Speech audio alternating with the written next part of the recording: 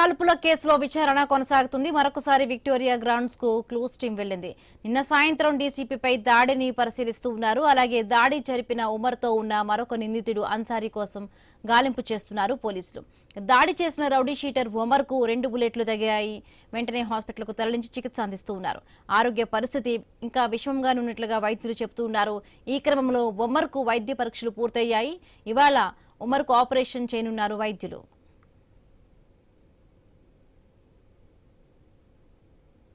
Sir मेरा नहीं sir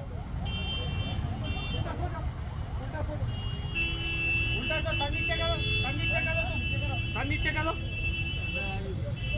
हाथ सर हाँ सर नीचे करो गोली लगी सर नीचे करो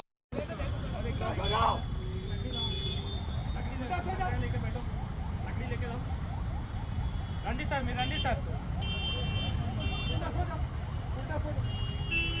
उल्टा सर नीचे करो नीचे करो हाथ सर हाँ सर नीचे करो गोली लगी सर नीचे करो ఇక జాదర్ఘాట్ కాల్పుల కేసులో విచారణ కొనసాగుతుంది. మరిన్ని పూర్తి అప్డేట్స్ మా కరెస్పాండెంట్ న్యూస్ రూమ్ నుంచి ప్రవీణ్ లైవ్ లో అందిస్తారు. ప్రవీణ్, ఎంతవరకు విచారణ వచ్చింది? అలాగే గాయపడిన నిందితుడు అన్సారీ ఎవరైతే ఉన్నారో ఆయన హెల్త్ కండిషన్ ఏ విధంగా ఉంది?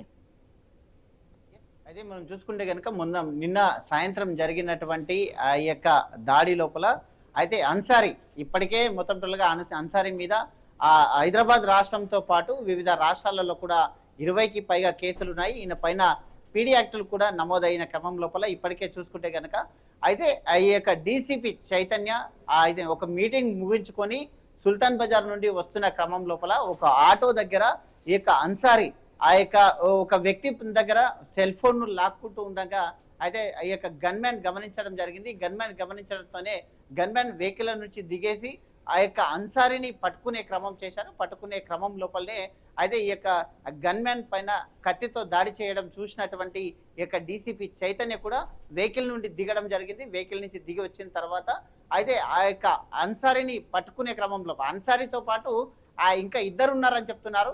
అయితే మొత్తం కూడా వీరిని పట్టుకునే ప్రయత్నం లోపల అయితే తోపులాట కూడా జరిగింది. తోపులాట జరిగేసి ఆ యొక్క డీసీపీని అండ్ ఈ యొక్క గన్మ్యాన్ని ఇద్దరిని కూడా తోచేసి పరిగెత్తడం జరిగింది. ఈ యొక్క సుల్తాన్ బజార్ పోలీస్ స్టేషన్ నుండి ఈ యొక్క ఏదైతే విక్టోరియా గ్రౌండ్ ఉందో విక్టోరియా గ్రౌండ్ వరకు సుమారుగా 500 మీటర్లు ఉంటుంది. ఆ 500 మీటర్లు మొత్తం కూడా అయితే ఈ యొక్క నిందితుడు పరిగెత్తించడం చేత పోలీసులు అతన్ని పట్టుకునే ప్రయత్నం చేశారు. ఆయన ఆ యొక్క గలీలో నుండి వెళ్ళేసి అక్కడ ఉన్నటువంటి ఆ యొక్క బిల్డింగ్ పై నుండి ఆ యొక్క ఏదైతే విక్టోరియా గ్రౌండ్ ఉంటుందో ఆ గ్రౌండ్లకు దూకడం జరిగింది.